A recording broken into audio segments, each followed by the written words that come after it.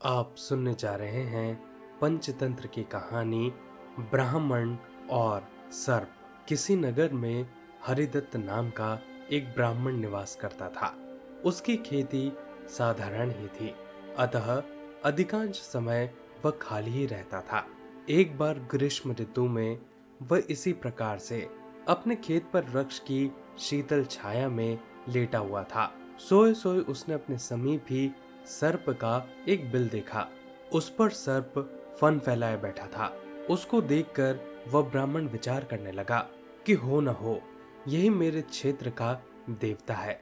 मैंने कभी इसकी पूजा नहीं की, अतः आज अवश्य इसकी पूजा करूंगा। यह विचार मन में आते ही वह उठा और कहीं से जाकर दूध मांग लाया।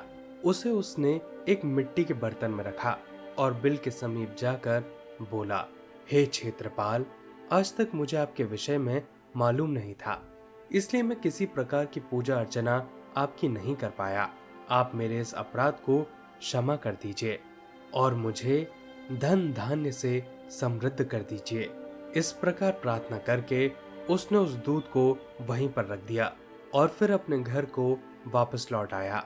दूसरे दिन प्रातःकाल जब वह अपने खेत पर आया तो सर्वप्रथम उसी स्थान पर गया। वहां उसने देखा कि जिस बर्तन में उसने दूध रखा था उसमें एक स्वर्ण मुद्रा रखी हुई है। उसने उस मुद्रा को उठाकर रख लिया। उस दिन भी उसने उसी प्रकार सर्प की पूजा की और उसके लिए दूध रखकर चला गया। अगले दिन प्रातःकाल उसे फिर से एक स्वर्ण मुद्रा मिली। इस प्रकार अब नित्य ही वह पूजा करता और अगले दिन उसे एक स्वर्ण मुद्रा मिल जाया करती। कुछ दिनों बाद उसको किसी कार्य से किसी अन्य ग्राम जाना पड़ा। उसने अपने पुत्र को उस स्थान पर दूध रखने का निर्देश दे दिया। तदनुसार उस दिन उसका पुत्र गया और वहां दूध रखाया।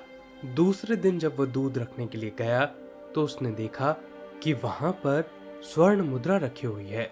उसने उस मुद्रा को उठा लिया और वह मन ही मन में यह सोचने लगा कि निश्चित ही इस बिल के अंदर स्वर्ण मुद्राओं का भंडार होगा।